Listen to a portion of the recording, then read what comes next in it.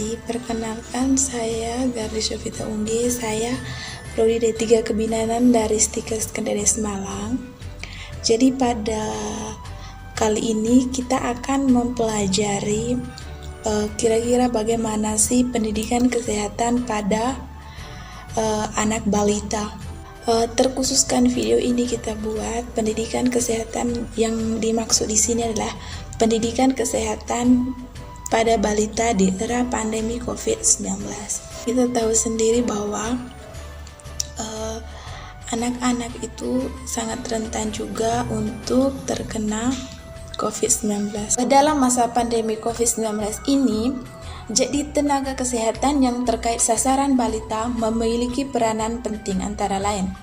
Yang pertama itu, peranan penting tenaga kesehatan itu yaitu melakukan koordinasi lintas program di puskesmas, baik itu fasilitas kesehatan dalam menentukan langkah-langkah menghadapi pandemi COVID-19.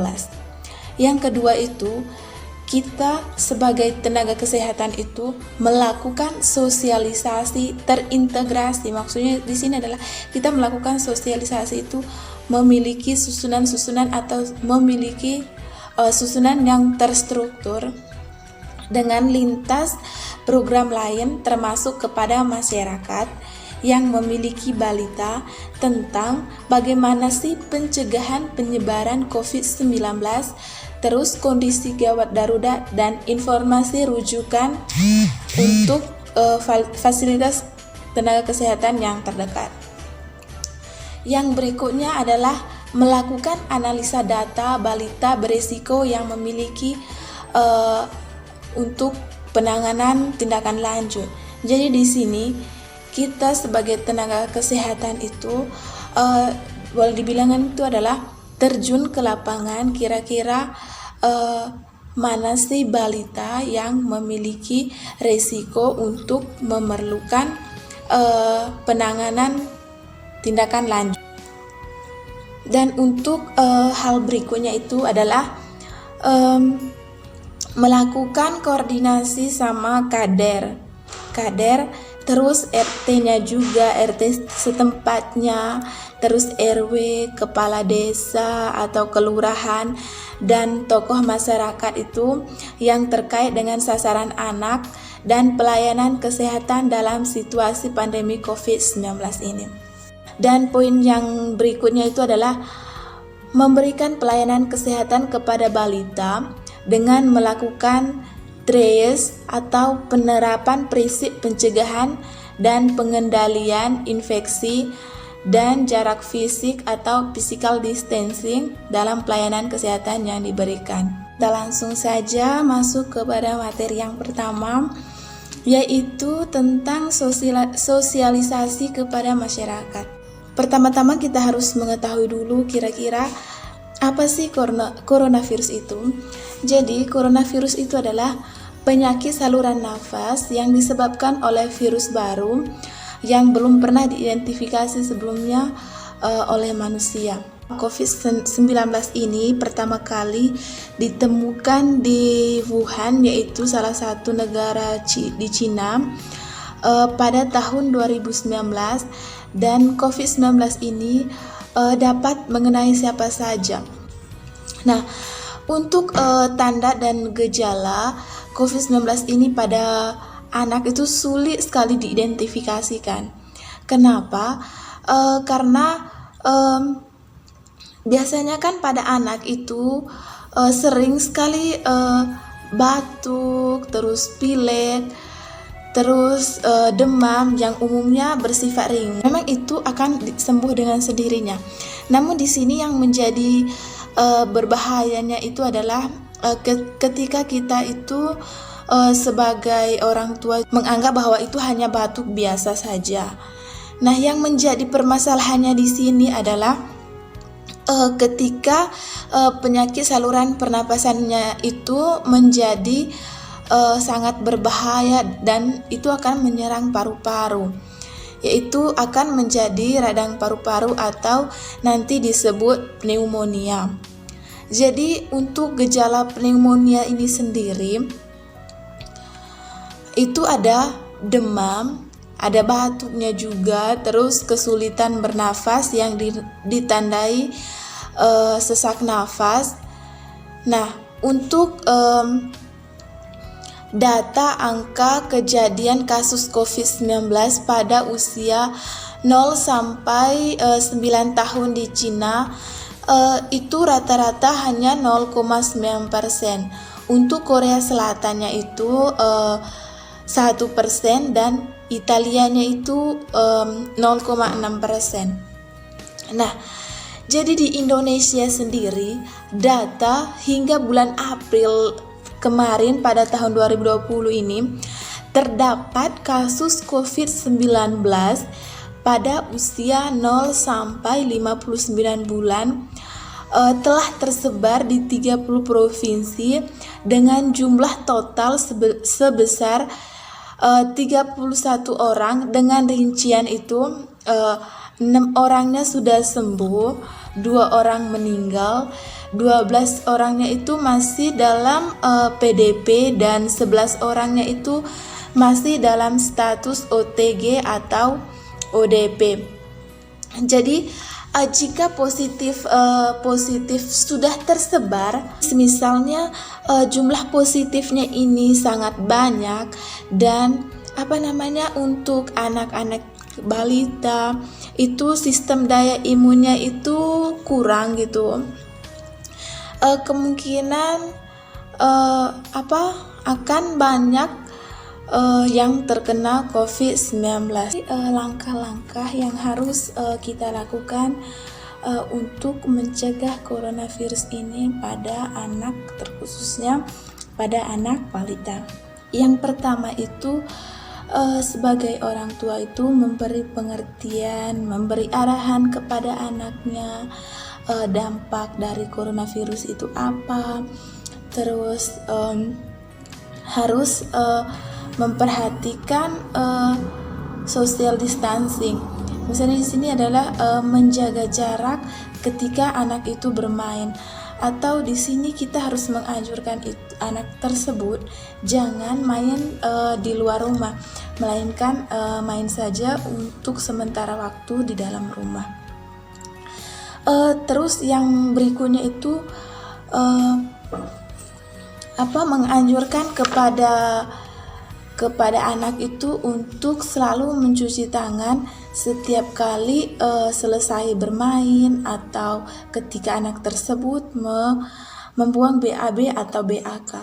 Caranya kita sebagai orang tua itu gimana? Jadi kita harus berkomunikasi. Jadi di sini tuh hal mendasarnya itu adalah komunikasi kita sebagai orang tua itu kepada anak kita. Buku Pinknya sendiri itu ada 7 langkah yang harus kita lakukan untuk cara mencuci tangan yang benar. Jadi menganjurkan kepada anak juga untuk tidak menyentuh area seperti hidung, terus mulut sama mata ketika belum mencuci tangan.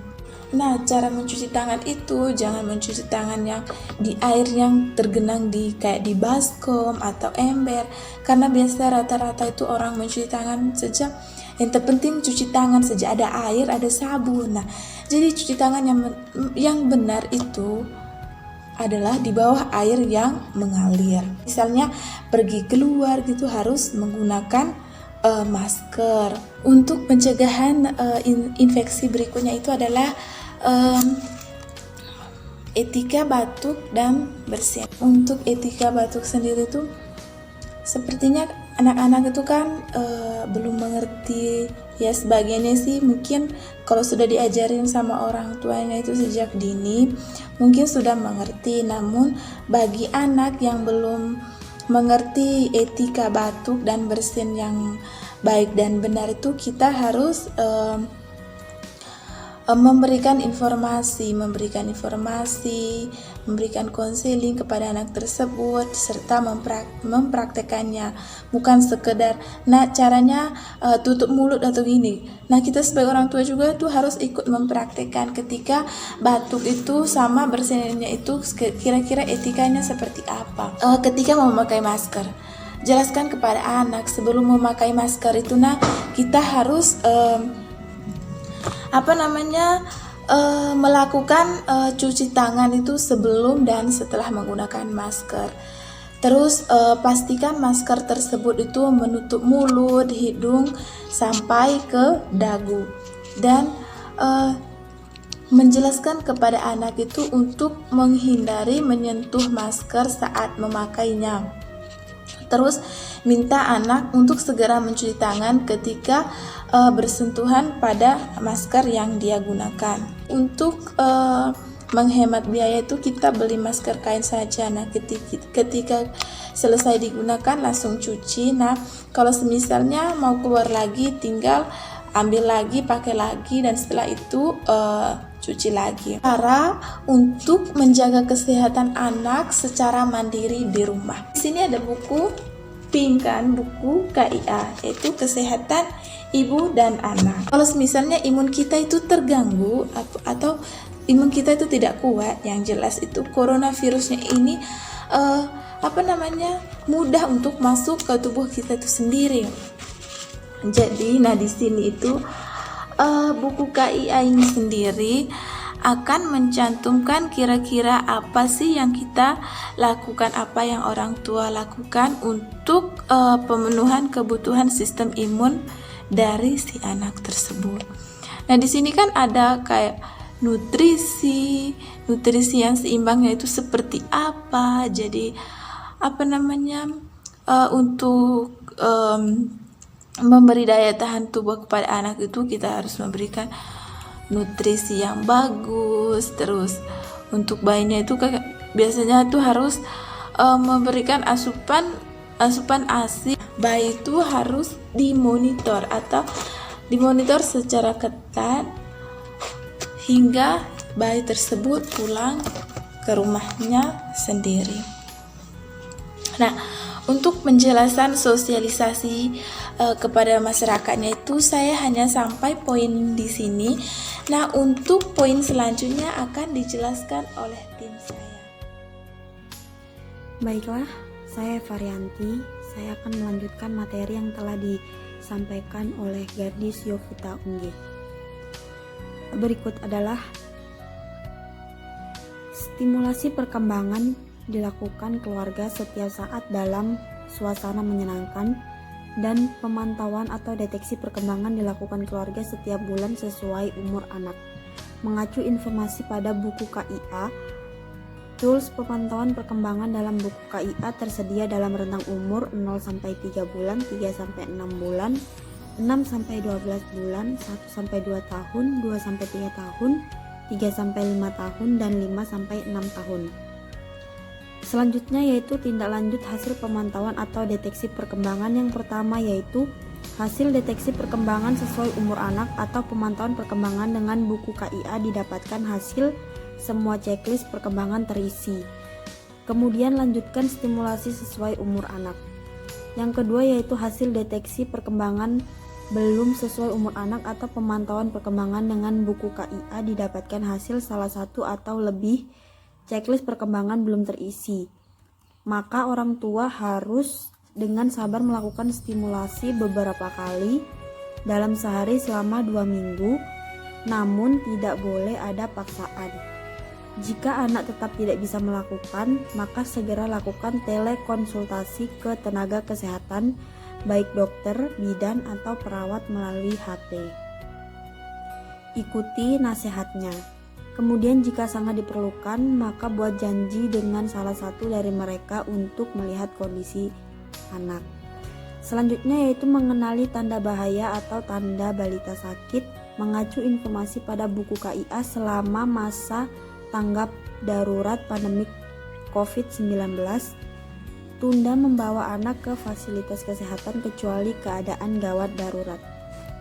Selanjutnya, jika balita Anda mengalami gejala seperti sakit tenggorokan, batuk atau pilek, dan demam, berikan minum air putih yang cukup dan segera melakukan konsultasi dengan tenaga kesehatan melalui daring atau telepon sebelum ke fasilitas pelayanan kesehatan terdekat.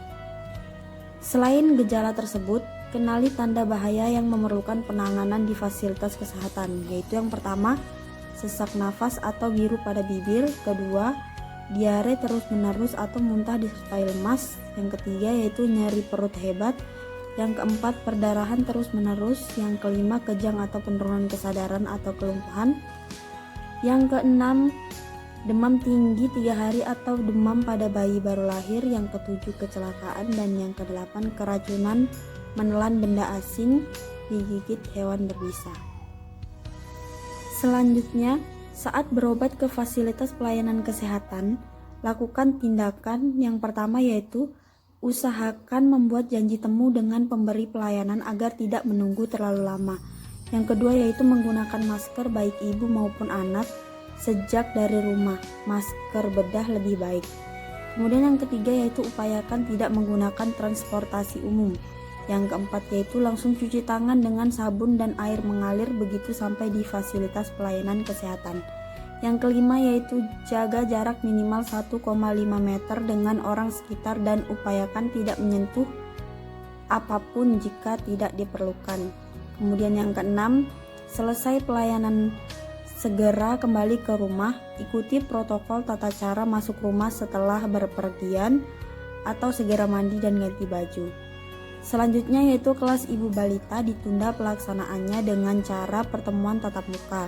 Tujuan kelas ibu balita untuk mendampingi kelompok ibu memahami isi buku KIA dapat dicapai dengan alternatif yaitu yang pertama telediskusi dengan daring, kemudian yang kedua video tutorial, yang ketiga yaitu lembar penugasan disertai kuis yang terintegrasi kegiatan kunjungan rumah.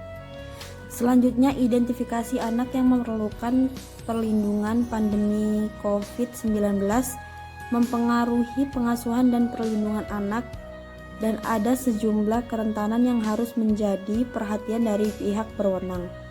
Perhatian utama terkait keadaan atau status kesehatan diberikan pada anak tanpa gejala atau OTG, anak dalam pemantauan atau ODP, dan pasien anak dalam pengawasan atau PDP. Anak dalam kelompok tersebut berdasarkan beberapa hal, yaitu yang pertama, keadaan kesehatan keluarga atau orang tua atau pengasuh, kemudian yang kedua ada atau tidaknya ruang atau rumah di mana isolasi mandiri dapat dilakukan oleh anak, termasuk ada atau tidaknya rumah lain di mana anak dapat tinggal. Yang ketiga yaitu ada atau tidaknya orang tua atau pengasuh lain yang dapat mengasuh anak, dan yang keempat yaitu anak dengan keadaan imunosupresi atau ADHA, SLE, ataupun anak-anak dengan penyakit kanker.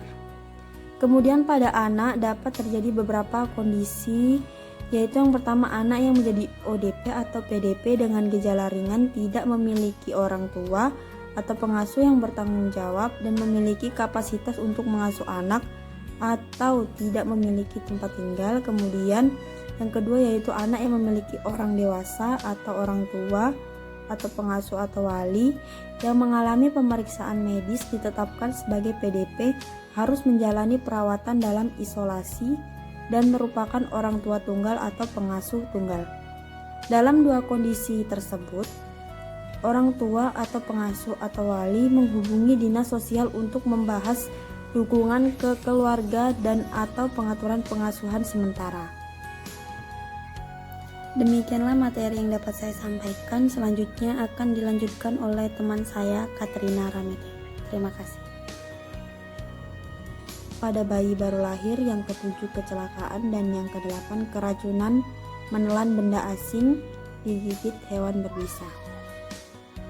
Selanjutnya, saat berobat ke fasilitas pelayanan kesehatan, lakukan tindakan yang pertama yaitu usahakan membuat janji temu dengan pemberi pelayanan agar tidak menunggu terlalu lama. Yang kedua yaitu menggunakan masker baik ibu maupun anak sejak dari rumah. Masker bedah lebih baik. Kemudian yang ketiga yaitu upayakan tidak menggunakan transportasi umum. Yang keempat yaitu langsung cuci tangan dengan sabun dan air mengalir begitu sampai di fasilitas pelayanan kesehatan. Yang kelima yaitu jaga jarak minimal 1,5 meter dengan orang sekitar dan upayakan tidak menyentuh apapun jika tidak diperlukan. Kemudian yang keenam, selesai pelayanan segera kembali ke rumah, ikuti protokol tata cara masuk rumah setelah berpergian, atau segera mandi dan ganti baju. Selanjutnya yaitu kelas ibu balita ditunda pelaksanaannya dengan cara pertemuan tatap muka. Tujuan kelas ibu balita untuk mendampingi kelompok ibu memahami isi buku KIA dapat dicapai dengan alternatif, yaitu yang pertama telediskusi dengan daring, kemudian yang kedua video tutorial, yang ketiga yaitu lembar penugasan disertai kuis yang terintegrasi kegiatan kunjungan rumah. Selanjutnya, identifikasi anak yang memerlukan perlindungan pandemi COVID-19 mempengaruhi pengasuhan dan perlindungan anak, dan ada sejumlah kerentanan yang harus menjadi perhatian dari pihak berwenang. Perhatian utama terkait keadaan atau status kesehatan diberikan pada anak tanpa gejala atau OTG, anak dalam pemantauan atau ODP, dan pasien anak dalam pengawasan atau PDP. Anak dalam kelompok tersebut berdasarkan beberapa hal, yaitu yang pertama, keadaan kesehatan keluarga atau orang tua atau pengasuh, kemudian yang kedua ada atau tidaknya ruang atau rumah di mana isolasi mandiri dapat dilakukan oleh anak, termasuk ada atau tidaknya rumah lain di mana anak dapat tinggal. Yang ketiga yaitu ada atau tidaknya orang tua atau pengasuh lain yang dapat mengasuh anak, dan yang keempat yaitu anak dengan keadaan imunosupresi atau ADHA, SLE, ataupun anak-anak dengan penyakit kanker. Kemudian pada anak dapat terjadi beberapa kondisi, yaitu yang pertama anak yang menjadi ODP atau tidaknya rumah lain di mana anak dapat tinggal. Yang ketiga yaitu ada atau tidaknya orang tua atau pengasuh lain yang dapat mengasuh anak, dan yang keempat yaitu anak dengan keadaan imunosupresi atau ADHA, SLE, ataupun anak-anak dengan penyakit kanker. Kemudian pada anak dapat terjadi beberapa kondisi, yaitu yang pertama anak yang menjadi ODP atau PDP dengan gejala ringan tidak memiliki orang tua atau pengasuh yang bertanggung jawab dan memiliki kapasitas untuk mengasuh anak, atau tidak memiliki tempat tinggal. Kemudian yang kedua yaitu anak yang memiliki orang dewasa atau orang tua atau pengasuh atau wali yang mengalami pemeriksaan medis ditetapkan sebagai PDP, harus menjalani perawatan dalam isolasi dan merupakan orang tua tunggal atau pengasuh tunggal. Dalam dua kondisi tersebut, orang tua atau pengasuh atau wali menghubungi dinas sosial untuk membahas dukungan ke keluarga dan atau pengaturan pengasuhan sementara. Demikianlah materi yang dapat saya sampaikan. Selanjutnya akan dilanjutkan oleh teman saya, Katrina Ramete. Terima kasih. Perkenalkan, saya Katrina Ramete. Di sini saya akan memberikan pelayanan kesehatan masyarakat khususnya pada balita. Pelayanan rutin balita sehat mengikuti kebijakan pemerintah yang berlaku di wilayah kerja dan mempertimbangkan transmisi lokal virus corona. Di sini ada pelayanan kesehatan luar gedung. Pelayanan kesehatan rutin balita sehat di luar gedung diselenggarakan sesuai kebijakan pemerintah daerah dengan mematuhi prinsip pencegahan infeksi dan physical distancing pada wilayah kerja sebagai berikut. Yang pertama itu belum memberlakukan kebijakan PSBB, dan yang kedua, belum ada transmisi lokal virus corona. Yang ketiga, mobilisasi penduduk antar wilayah sangat minimal. Yang dimaksud dengan pelayanan balita di Posyandu mematuhi persyaratan ketat sebagai berikut. Yang pertama, ketentuan pemerintah daerah setempat, yaitu kepala desa atau lurah. Yang kedua, mensyaratkan tenaga kesehatan, kader, dan anak serta orang tua atau pengasuh dalam keadaan sehat dan tidak menunjukkan gejala batuk, pilek, dan demam. Kader membantu memastikan hal tersebut dengan men-screening suhu tubuh yang diperkenankan kurang dari sama dengan 37,5 derajat Celcius. Semua yang terlibat dalam pelaksanaan posyandu menggunakan masker. Yang ketiga, membuat pemberitahuan bagi masyarakat sasaran pelayanan yang berisi sasaran anak dan pengantar dalam keadaan sehat, jadwal pelayanan dengan membagi sasaran balita dan jam pelayanan, serta memastikan jadwal diterima masyarakat sebelum hari pelayanan. Selanjutnya, pemakaian masker bagi anak dan pengantar, minimal itu masker kain. Pemberitahuan tersebut untuk diterima masyarakat sebelum hari pelayanan. Yang keempat, tempat pelayanan berupa ruangan cukup besar dengan sirkulasi udara keluar masuk yang baik. Yang kelima, memastikan area tempat pelayanan dibersihkan sebelum dan sesudah pelayanan sesuai dengan prinsip pencegahan penularan infeksi. Yang keenam, menyediakan fasilitas CTPS, hand sanitizer atau cairan desinfektan bagi tenaga kesehatan, kader, dan sasaran anak serta pengantar di pintu masuk dan di area pelayanan. Yang ketujuh, mengatur jarak meja pelayanan, yaitu jaga jarak 1-2 meter antar petugas, jaga jarak 1-2 meter antar petugas dan sasaran, dan jaga jarak 1-2 meter antar sasaran. Yang kedelapan, membatasi jenis pelayanan kesehatan yang diberikan, yaitu vitamin A, imunisasi dasar lengkap dan lanjutan. Pemberian vitamin A yang pertama itu ada yang umur 6-11 bulan. Di sini ada 1 kapsul, yaitu 100.000 international unit yang warna biru. Yang kedua, umur 12-59 bulan, 1 kapsul 200.000 international unit warna merah sebanyak 2 kali setahun. Jenis imunisasi menurut umur. Saat lahir, hepatitis. Saat umur 1 bulan, BCG, polio 1.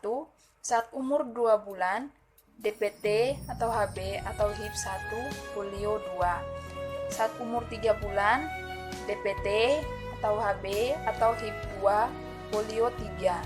Umur 4 bulan, DPT, HB, HIV 3, polio 4, IPV.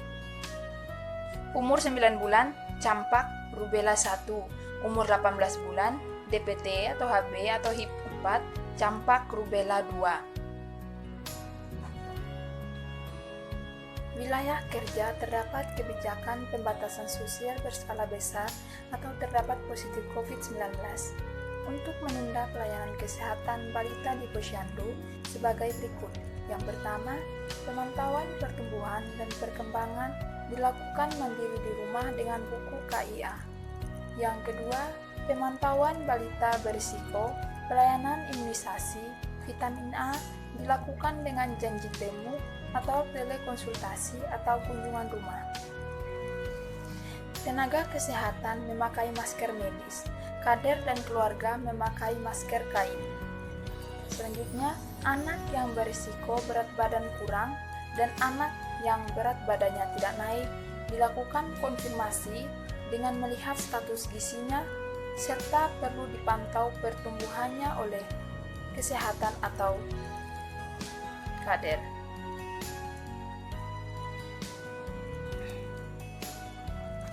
Pastikan pemenuhan asupan gizi seimbang dan pemantauan status gizi di rumah sesuai dengan anjuran petugas kesehatan. Petugas kesehatan dibantu kader menjadwalkan kunjungan rumah untuk melakukan pemantauan maupun penanganan selanjutnya.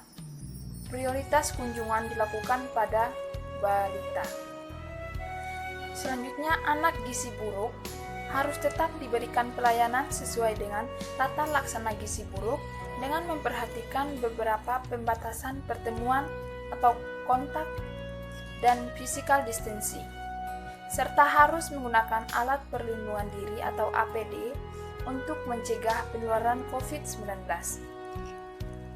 Selanjutnya, distribusi makanan tambahan dapat terus dilakukan sesuai dengan kebutuhan balita melalui petugas kesehatan dibantu oleh kader sebagai suplementasi untuk mempertahankan kecukupan gizi balita atau tetap memperhatikan pembatasan kontak atau physical distancing. Perkenalkan, saya Rambo Anata ini. Di sini saya akan melanjutkan pelayanan kesehatan yang diberikan oleh Katrina Ranete. Tadi sudah disebutkan beberapa pemantauan baik itu beresiko, pelayanan imunisasi, dan pelayanan vitamin A.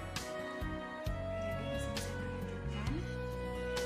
Anak dengan gangguan perkembangan yang dapat dilakukan stimulasi di rumah selama 2 minggu, namun tetap belum bisa melakukan tahapan perkembangan sesuai dengan umurnya. Selanjutnya, pada masa pandemi COVID-19 ini, vitamin A merupakan hal yang paling penting untuk meningkatkan imunitas tubuh. Namun, dalam pemberiannya harus tetap memperhatikan physical distancing untuk mencegah penyebaran yang lebih luas. Pada kondisi tidak normal seperti masa pandemi COVID-19 ini, vitamin A harus dipastikan tetap diberikan dan dikonsumsi balita 2 kali dalam setahun di bulan vitamin A, yaitu pada bulan Februari dan bulan Agustus. Untuk balita yang tidak hadir pada saat pemberian vitamin A, harus dipastikan balita tersebut juga mengonsumsi vitamin A 2 kali dalam setahun. Lanjut, jika anak mengalami penurunan nafsu makan, mengalami penurunan berat badan, edem bilateral yang bersifat pipi minimal pada kedua punggung kaki, baik kurang dari 6 bulan yang mengalami kesulitan menyusui, baik disebabkan karena faktor bayi maupun ibu, atau mengalami gangguan kesehatan lainnya seperti diare, batuk, pilek, demam, segera menghubungi kader atau mendatangi fasilitas pelayanan kesehatan terdekat. Bayi yang lahir dari ibu HIV/AIDS mendapatkan profilaksis ARV sejak lahir sampai dengan 6 minggu. Diikuti profilaksis kotrimoxazole. Saat 6 minggu diambil darahnya untuk pemeriksaan IgD. Diikuti dengan pemeriksaan konfirmasi segera mungkin. Jika tidak begitu, diikuti dengan pemeriksaan rapid antibody saat 14 bulan. Jika bayi mendapatkan ASI, maka pemeriksaan IgD dilakukan kembali 6 minggu setelah berhenti menyusui. Kegiatan ini dilakukan bersamaan dengan imunisasi DPT, imunisasi HB, imunisasi HIP2, dan seterusnya, sehingga meminimalkan frekuensi temu atau datang ke fasilitas kesehatan. Bayi dari ibu sifilis tetap dilakukan pemeriksaan dan tata laksana sesuai pedoman nasional. Waktu disesuaikan bersamaan dengan imunisasi jika lanjut. Bayi dari ibu hepatitis B tata laksananya sesuai dengan Permenkes nomor 59 tahun 2017. Tetapi bila bayi lahir dan ibu hamil HB/SAG reaktif dan COVID-19 terkonfirmasi, dan bayi dalam keadaan yang pertama, keadaan klinis baik atau bayi bugar, tetap mendapatkan pelayanan injeksi vitamin K1 dan tetap dilakukan pemberian imunisasi hepatitis B serta pemberian HB/SAG kurang dari 24 jam. Yang kedua, keadaan klinis sakit atau bayi tidak bugar atau tampak sakit, tetap mendapatkan pelayanan injeksi vitamin K1 dan tetap dilakukan pemberian HB/SAG kurang dari 24 jam. Pemberian vaksin hepatitis B dapat ditunda sampai dengan keadaan klinis bayi membaik. Dan yang terakhir, balita yang memiliki kontak erat dengan pasien tuberkulosis aktif dan setelah dievaluasi dengan seksama tidak menderita tuberkulosis aktif harus diobati sebagai terduga infeksi tuberkulosis laten. Koordinasikan petugas terkait untuk pengobatan isoniazid minimal selama 6 bulan atau rifampicin dan INH selama 3 bulan. Bila anak tersebut belum pernah mendapat imunisasi BCG, perlu diberikan BCG setelah pengobatan profilaksis dengan INH selesai dan anak belum atau tidak terinfeksi. Selanjutnya, jika janji temu disepakati di fasilitas pelayanan kesehatan, maka persiapannya sebagai berikut. Pertama, janji temu telah disepakati sebelum hari pelayanan. Yang kedua, lakukan beberapa kegiatan dalam sekali temu, misalnya pemberian DPT, hepatitis B, satu sekaligus dengan observasi sifilis pada bayi dari ibu sifilis. Demikian pula saat usia 3 bulan, yaitu mendapatkan DPT, HB, kedua sekaligus pengambilan darah untuk IUD bagi bayi dari imun HIV/AIDS. Dan yang ketiga, pemisahan ruang pelayanan, dan yang keempat, tenaga kesehatan dan sasaran anak serta pendamping menggunakan masker, minimal masker kain atau pelindung mulut dan hidung. Oke, sekarang kita masuk di pelayanan balita sakit di puskesmas. Yang pertama, pasien anak dan pengantar pasien menggunakan masker. Yang kedua, tenaga kesehatan menggunakan alat pelindung diri yang sesuai dan yang ketiga, menerapkan triage dan memisahkan ruang tidur dan ruang pemeriksaan sebagai berikut. Anak memiliki riwayat kontrol dengan anggota keluarga tetangga atau kerabat yang dicurigai atau menderita COVID-19 atau ada keluhan batuk, pilek, sakit tenggorokan, demam, dipisahkan dengan yang tidak ada riwayat kontak atau tidak ada keluhan batuk, pilek, sakit tenggorokan, dan demam. Yang keempat, alur pelayanan disesuaikan untuk menghindari penumpukan pasien. Sedangkan yang kelima, memastikan akses pasien terhadap fasilitas cuci tangan seperti air bersih, sabun, dan sanitizer dengan kandungan alkohol 70% selama berada di puskesmas. Yang keenam, mengatur meja pelayanan tidak berdekatan, yaitu petugas berjarak minimal 1,5 meter. Di sini ada alur pelayanan balita sakit pada masa pandemi COVID-19. Ada triage dan pemisahan ruangan pemeriksaan antara pasien dengan gejala demam, batuk, pilek, dan sesak nafas. Yang pertama, atur jarak pelayanan antara petugas dan pasien. Yang kedua, petugas menggunakan APD, masker bedah, gaun, sarung tangan, pelindung mata, penutup kepala, dan alas kaki. Sedangkan yang ketiga, pasien anak dan pengantar pasien menggunakan masker atau penutup mulut dan hidung. Sedangkan pasien tanpa gejala demam, batuk, pilek, dan sesak nafas, yaitu yang pertama, petugas berpedoman pada standar pencegahan dan melakukan penilaian risiko.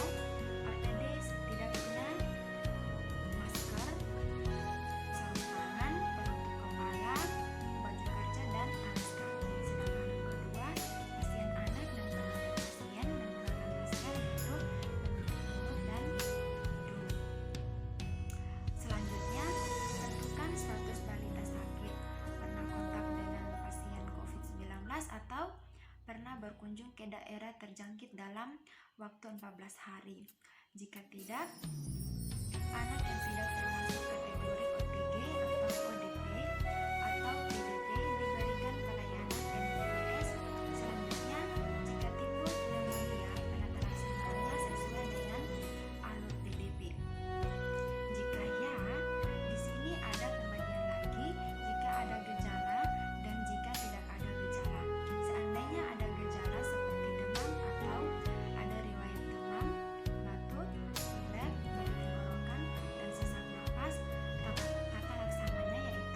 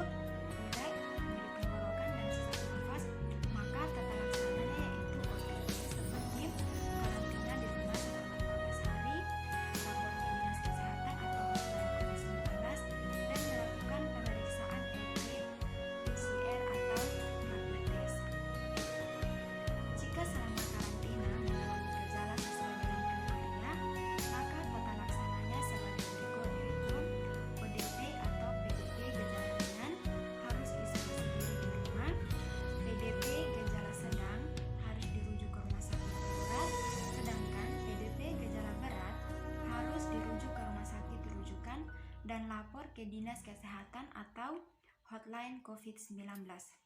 Selanjutnya akan dilanjutkan oleh Kusnarkotik.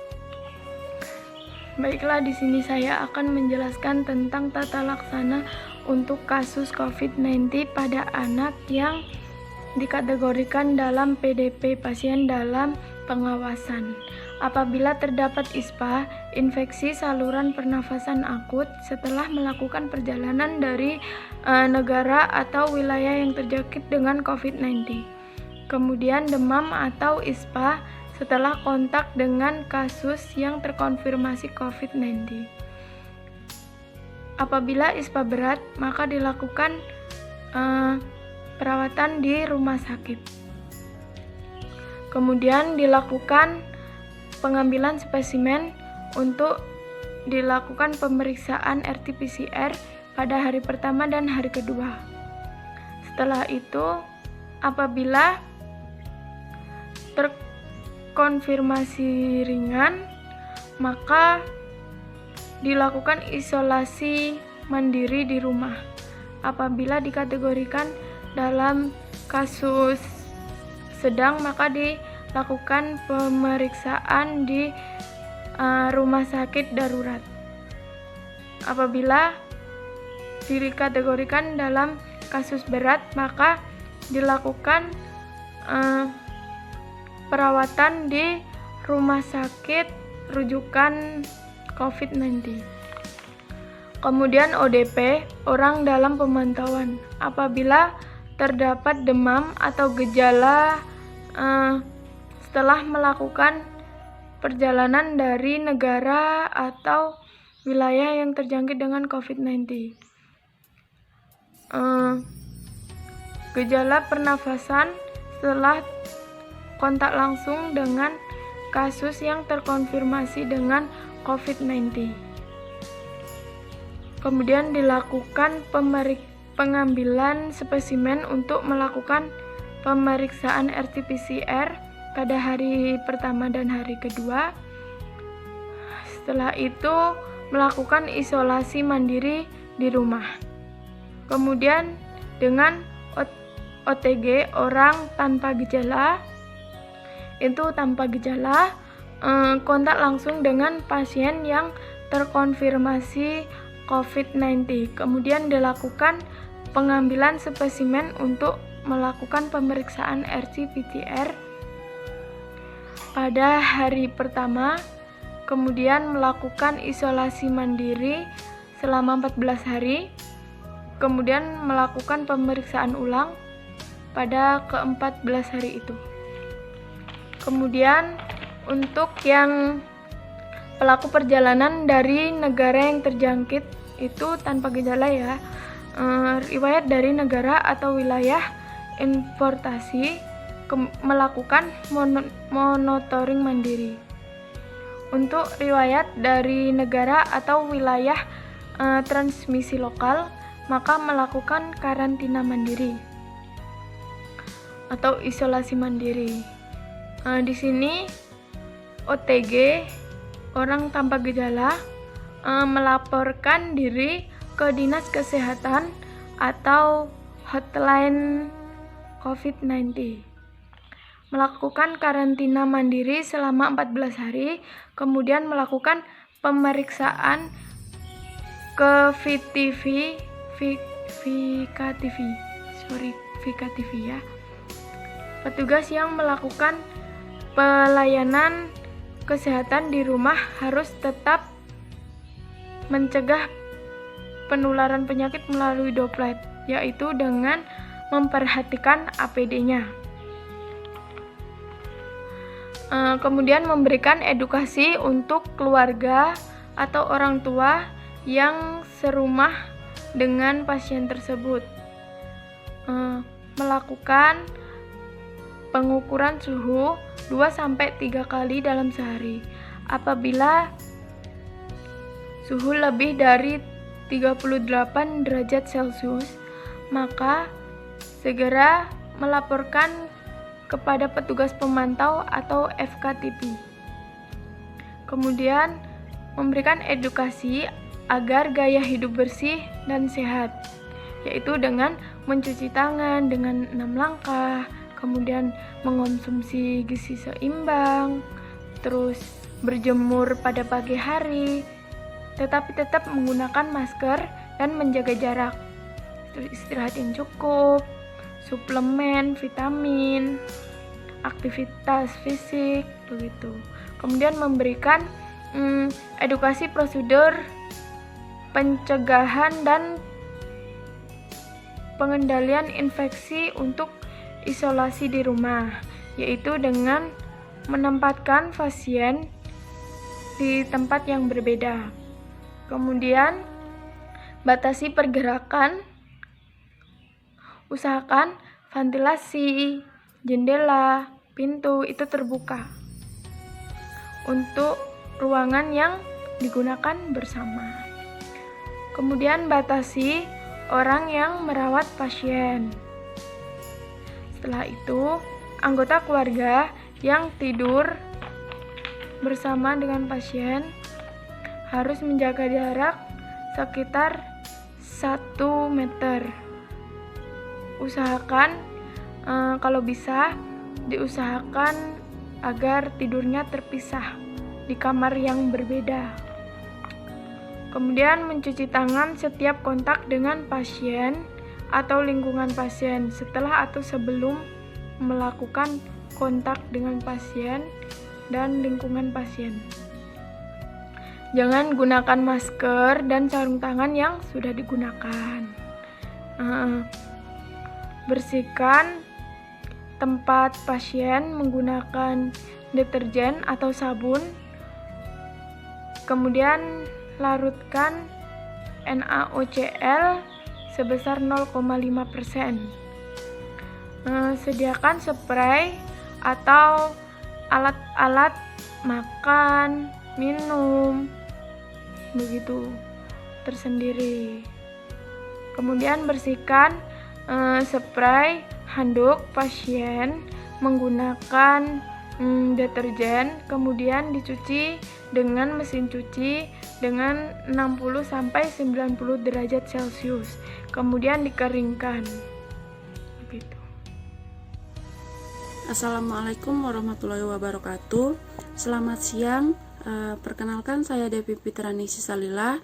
Jadi pada siang hari ini saya akan melanjutkan materi dari teman saya sebelumnya, yaitu tentang edukasi prosedur pencegahan dan pengendalian infeksi untuk isolasi di rumah. Jadi di sini saya akan melanjutkan mulai dari poin yang ke-13, yaitu tentang membersihkan pakaian pasien, spray pasien, kemudian handuk pasien dan lain sebagainya itu menggunakan sabun cuci di rumah, atau bisa juga kita menggunakan mesin cuci dengan suhu 60-90 derajat Celcius.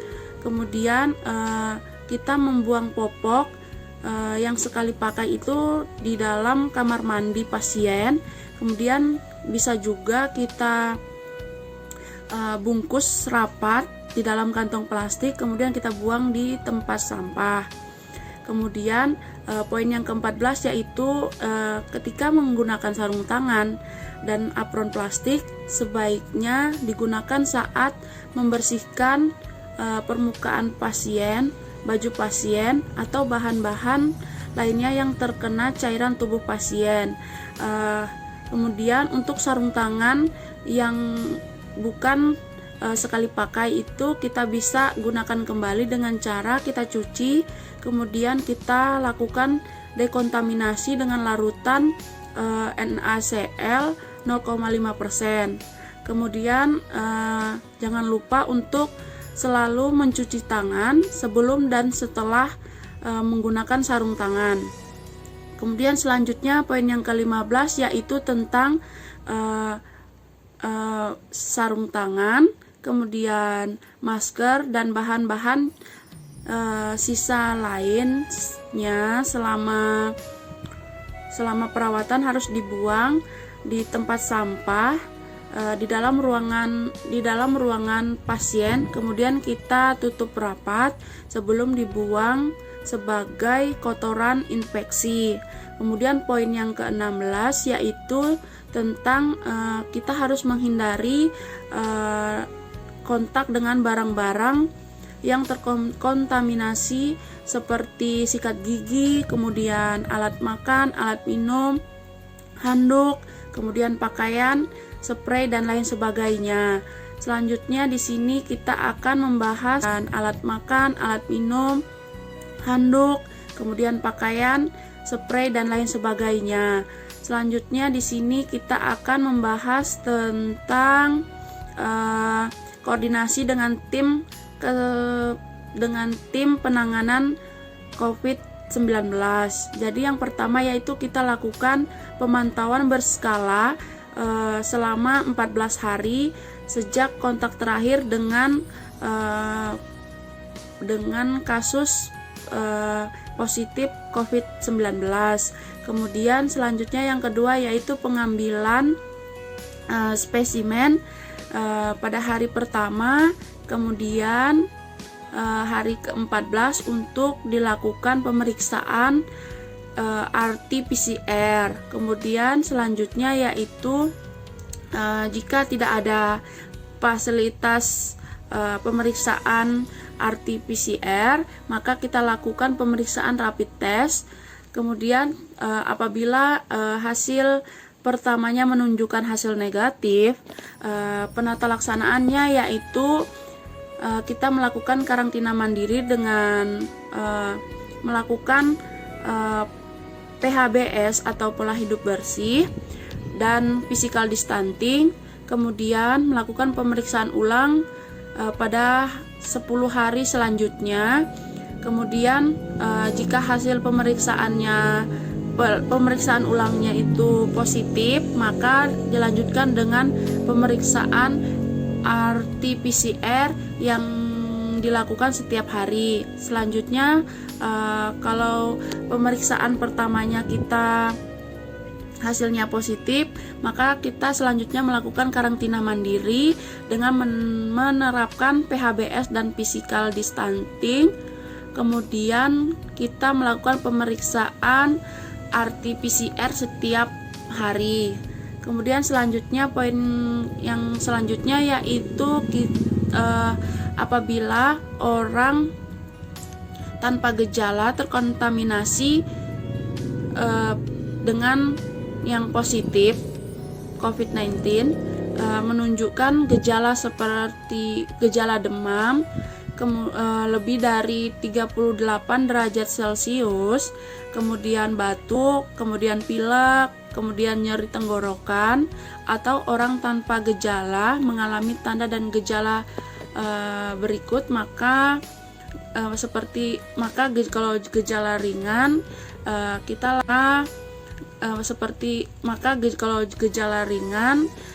kita lakukan isolasi mandiri di rumah. Kemudian kalau gejala sedang, maka harus dirawat di rumah sakit darurat. Kemudian jika gejala berat, kita harus melakukan rawat jalan di rumah sakit rujukan. Kemudian poin yang selanjutnya yaitu bila terdapat penyakit penyerta atau komorbid seperti HIV, kemudian TB, kemudian penyakit diabetes, kemudian penyakit ginjal, kemudian pokoknya penyakit seperti itu harus segera lakukan mengkoordinasi ke petugas kesehatan. Kemudian selanjutnya poin yang selanjutnya yaitu anak yang tidak termasuk dalam kategori orang tanpa gejala, kemudian orang dalam pemantauan atau pasien dalam pemantauan, itu harus diberikan pelayanan kesehatan sesuai dengan standar praktek kedokteran yang berlaku. Apabila tidak ada dokter di lingkungan puskesmas, maka pelayanan kesehatan harus dilaksanakan menggunakan pendekatan MTBS. Jika timbul pneumonia, maka kita ikuti alur pasien dalam pengawasan atau PDP. Kemudian selanjutnya di sini kita akan membahas tentang orang dalam pemantauan atau bisa disingkat sebagai ODP. Kemudian di sini yang kita lakukan yaitu yang pertama yaitu kita melakukan pelaporan ke Dinas Kesehatan yang menangani COVID-19. Kemudian yang kedua yaitu kita melakukan isolasi dan pemantauan di mana di situ bagi anak orang dalam pemantauan atau ODP gejala ringan. Kemudian selanjutnya yang ketiga yaitu kita melakukan kontrol di situ bagi anak orang dalam pemantauan atau ODP gejala ringan. Kemudian selanjutnya yang ketiga yaitu kita melakukan kontrol di fasilitas kesehatan tingkat pertama bila terjadi pemburukan. Selanjutnya yang keempat yaitu bagi petugas kesehatan yang memberikan pelayanan kesehatan di rumah selalu memperhatikan APD atau alat pelindung diri dan ikut rekomendasi pencegahan penularan penyakit melalui droplet. Kemudian yang kelima yaitu kita melakukan edukasi.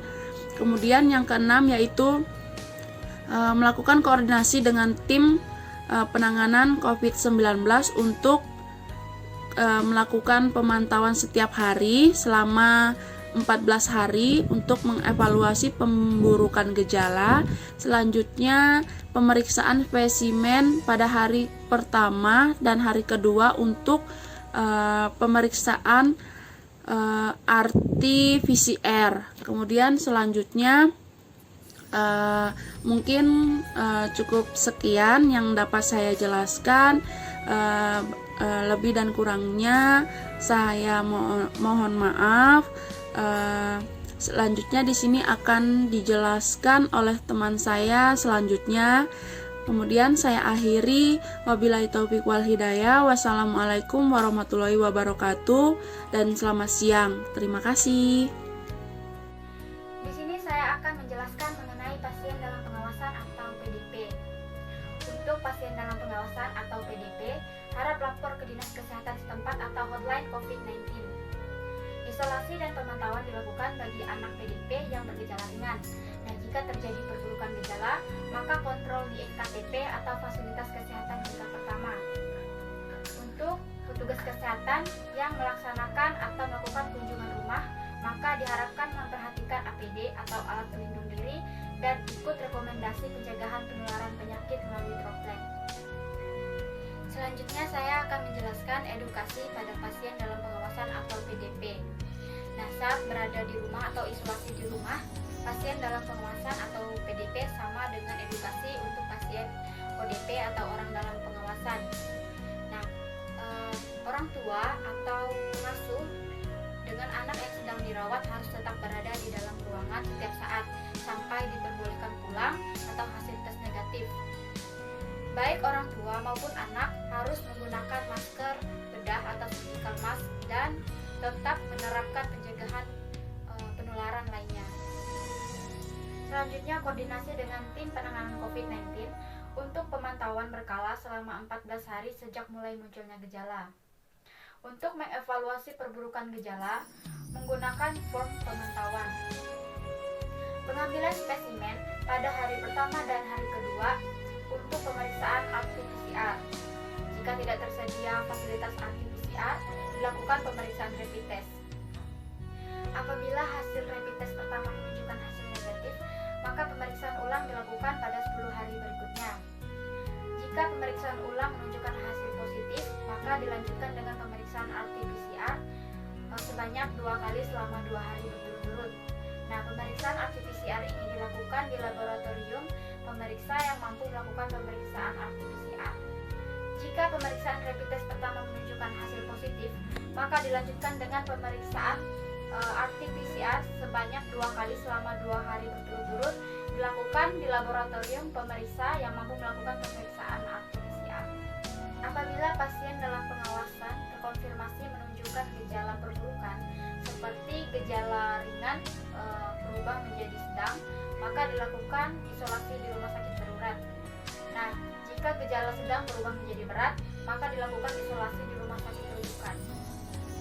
Untuk daerah endemis tinggi malaria, maka koordinasi dengan petugas malaria untuk melakukan pemeriksaan darah malaria dengan RDT. Balita yang hasil pemeriksaan RDT-nya positif malaria, maka diobati sesuai dengan pedoman tata laksana malaria atau sebagaimana lampiran KNK nomor 556 tahun 2019 mengenai PNPK tata laksana malaria. Diingatkan juga untuk tidur dengan kelambu anti nyamuk. Selanjutnya penggunaan APD atau alat pelindung diri. Jadi APD untuk lingkungan orang sehat seperti pasien, pengasuh atau kader menggunakan masker kain. Jadi cara penggunaan masker ini menutupi bagian dagu sampai hidung, tidak longgar dan diganti setiap 4 jam. Cara melepas masker ini juga mudah dengan cara menyentuh bagian tali dan langsung membasuh dengan air dan sabun. Selanjutnya penggunaan APD atau alat pelindung diri. Jadi APD untuk lingkungan orang sehat seperti pasien, pengasuh atau kader menggunakan masker kain. Jadi cara penggunaan masker ini menutupi bagian dagu sampai hidung, tidak longgar dan diganti setiap 4 jam. Cara melepas masker ini juga mudah dengan cara menyentuh bagian tali dan langsung membasuh dengan air dan sabun.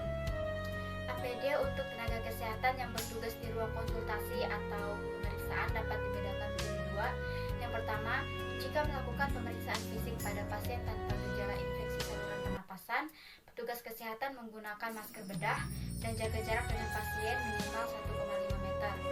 Selanjutnya, jika melakukan pemeriksaan fisik pada pasien dengan gejala infeksi saluran pernapasan, petugas kesehatan harus menggunakan masker bedah, pelindung muka, gaun, selanjutnya handscoon dan sepatu pelindung.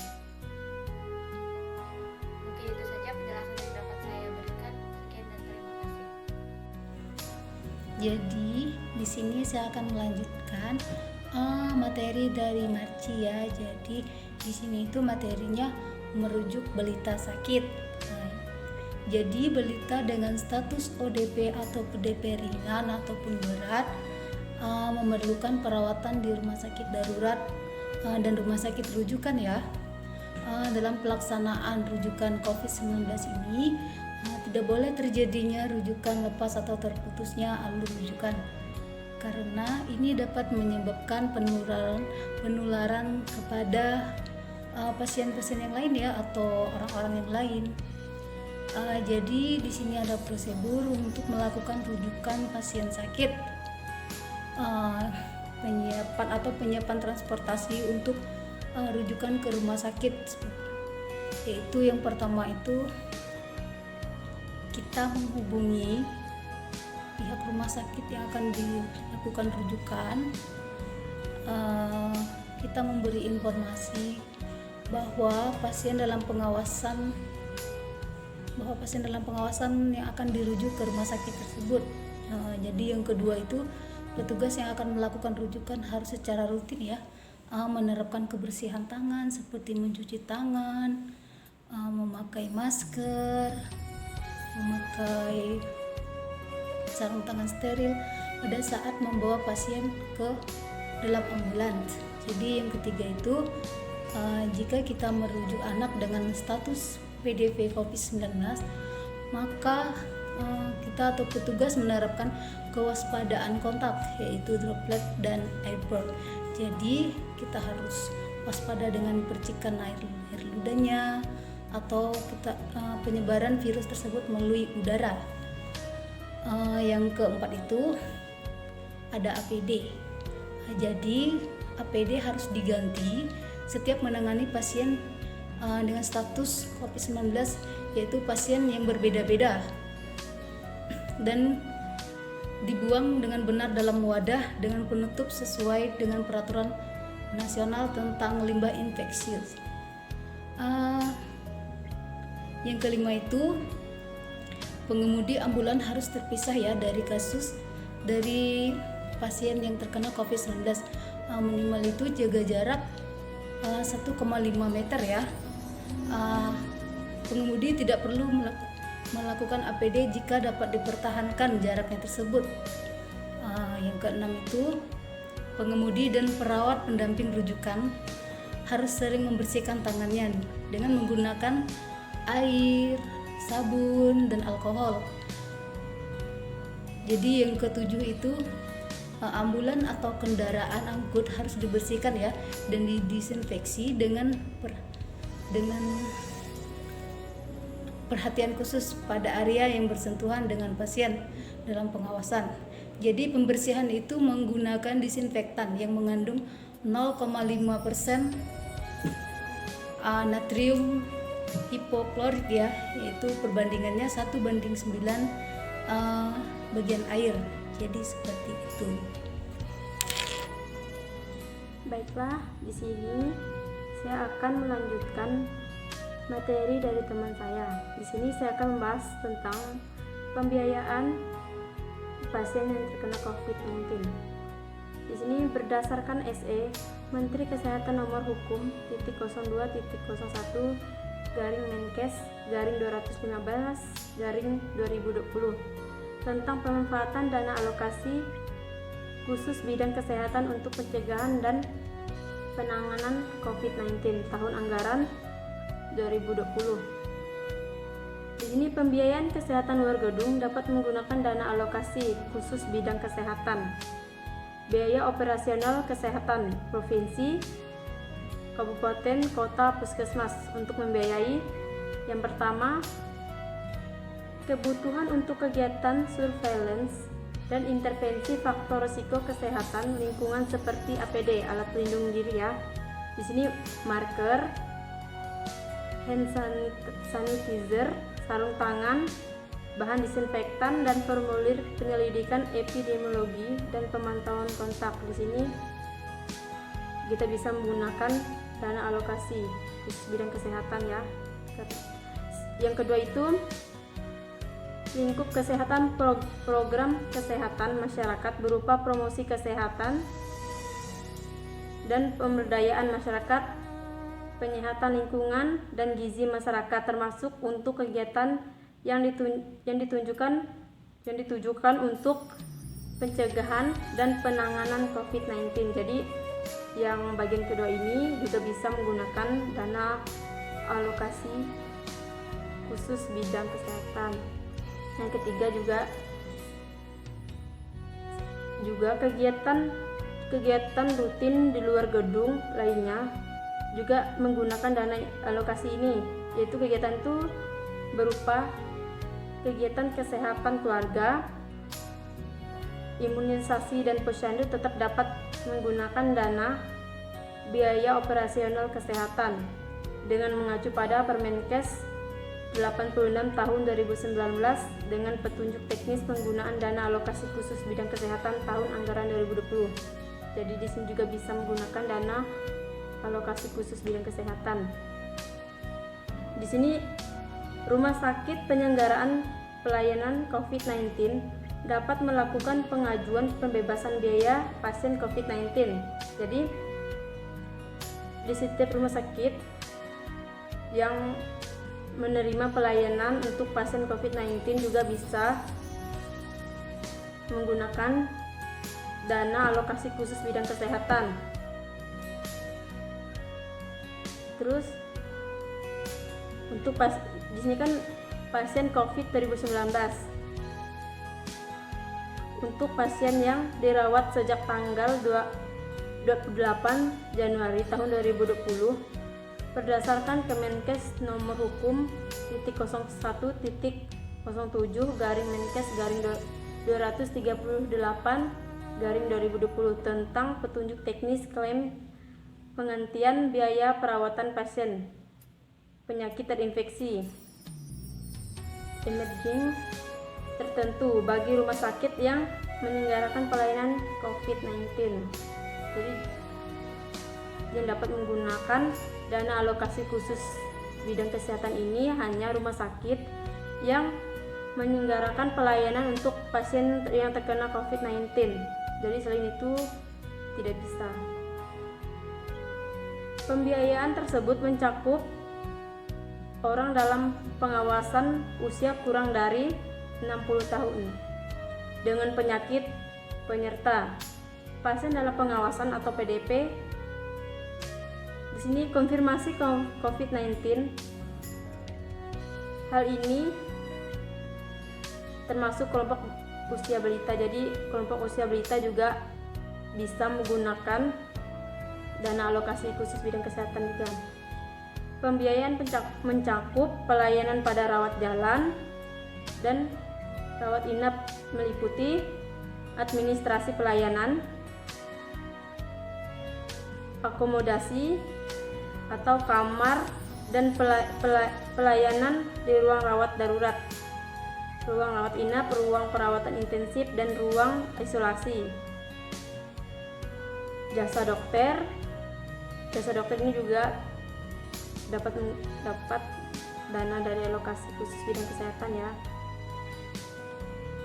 Selanjutnya tindakan di ruangan, pemakaian ventilator, bahan medis habis pakai, pemeriksaan penunjang diagnostik atau laboratorium dan radiologi sesuai dengan indikasi medis. Obat-obatan, alat kesehatan termasuk penggunaan APD di ruangan. Rujukan juga bisa menggunakan dana alokasi khusus bidang kesehatan.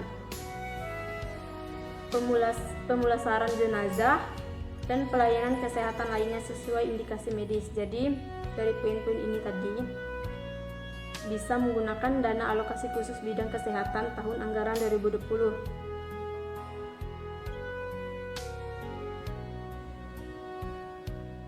Baik, sekian materi dari saya. Kurang dan lebihnya saya ucapkan terima kasih. Baik, di sini saya akan melanjutkan materi yang sudah disampaikan oleh teman saya, yaitu di sini tentang pencatatan dan pelaporan pelayanan kesehatan pada balita pada masa tanggap darurat COVID-19, yaitu di mana pada masa pandemi COVID-19 ini sudah diterapkan physical distancing, yaitu di mana untuk mengetahui data kesehatan pada anak, Kementerian Kesehatan Republik Indonesia sudah menggunakan buku KIA sebagai alternatif utama untuk mencatat hasil pemantauan kesehatan anak dari rumah atau pelayanan kesehatan yang sudah dilakukan oleh petugas kesehatan yang berbeda, seperti itu. Seperti misalnya Puskesmas sudah melakukan pemantauan pada wilayah setempat bagi sasaran balita dengan menggunakan register kohort bayi, balita, dan anak prasekolah, di mana manfaat register kohort itu sendiri yaitu yang pertama untuk mengetahui data anak berisiko yang memerlukan tindak lanjut. Kemudian yang kedua ada pencatatan hasil pemantauan tumbuh kembang dan pelayanan kesehatan pada anak yang bersumber dari buku KIA atau buku catatan lainnya. Kemudian yang ketiga ada sumber data pelaporan pelayanan kesehatan pada anak. Nah, dalam pencatatan register kohort itu sendiri bisa terkompilasi melalui kesempatan kunjungan terjadwal atau telekomunikasi dengan cara melampirkan pencatatan dari buku KIA atau buku catatan lainnya. Nah, untuk pelaporan cakupan pelayanan standar pada anak balita dan prasekolah yang menggunakan register kohort bayi atau register kohort balita bisa dihitung dengan cara melalui pelayanan yang sudah didapatkan selama setahun hingga tepat pada ulang tahun yang pertama sampai yang ke-5 tahun secara berjalan. Nah, selama dalam masa pandemi COVID-19 ini pelaporan cakupan pelayanan standar itu bisa dihitung secara mandiri dari rumah, yaitu melalui pembuktian dari buku KIA atau buku catatan lainnya. Sedangkan pelaporan dan pencatatan anak balita dan anak prasekolah yang berada dalam status ODP, PDP, dan terkonfirmasi COVID-19 itu bisa langsung dilaporkan pada gugus tim atau petugas kesehatan yang sudah ditetapkan, yang telah ditunjuk oleh dinas kesehatan lainnya. Seperti itu. Itu adalah materi yang dapat saya sampaikan. Jika ada kesalahan, mohon maaf. Sekian dan terima kasih. Wassalamualaikum warahmatullahi wabarakatuh.